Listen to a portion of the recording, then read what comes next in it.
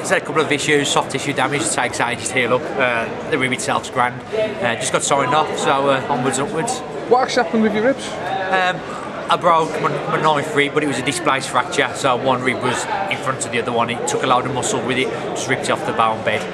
Filled with blood and tried to cause scar tissue, so I've had a lot of physio and some funny, weird treatments just trying to get that back.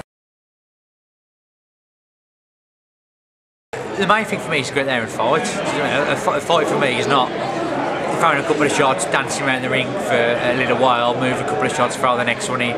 Do you know what I mean? That to me is a point scoring game. It's what I used to do when I was doing light continuous. Do you know what I mean? So for me, the epitome of MMA is getting out there, laying it on the line and having a fight, and that's what I try to. I always feel guilty as if I'm not fighting, if I'm not pushing the pace. So it's not a case of, oh, well, I've got to do something. It's like, this isn't a fight, I've got to push, and I think that's why when I train the way I train, everything I'm trying to do is push. It just sets you in a mental rhythm really, where you just get on with it.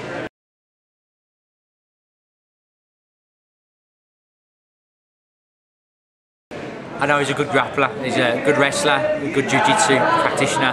I know he's southpaw, I know he's got decent stand-up.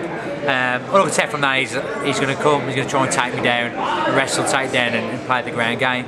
It's where I've spent the last 10 months now, constantly on my back, working for them positions. If it takes me down, it might be a good chance for me to show the guys that I have got a ground game now, and hopefully it's going to be better than your man.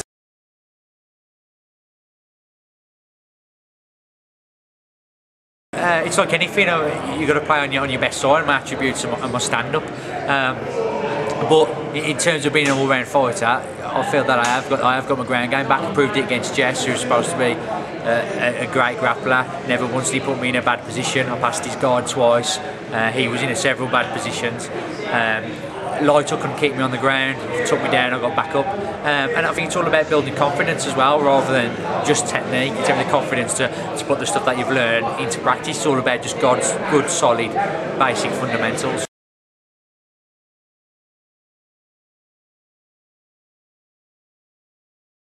Oh, I mean, it couldn't be anything worse, could that? Do you know what I mean? An English guy fighting a German guy in Germany. Do you know what?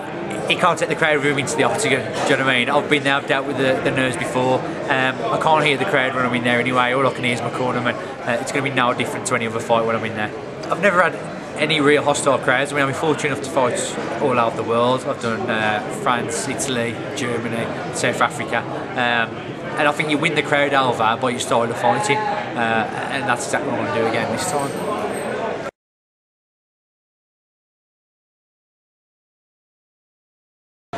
Hopefully I'm going to spend time with Mark Lehman and Extreme Couture as well. Just trying to find some training partners really, where I can get a great level of ability. I find I'm only stepping up to that level when I'm actually in the octagon. It showed a lot against Chris Lytle really. I think if I push myself in terms of getting my training partners of that ability before that fight, I could have took that win. So it's just all about taking the next step and progressing.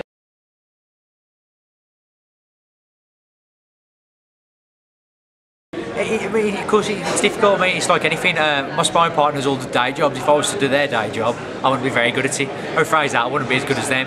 And even though these guys train all the time, and I've done, and they've been my training partners from the start until now. Do you know what I mean? They're great training partners, and they know exactly what I want, and they do what I need. But it's just about just pushing it just a little bit to the next level.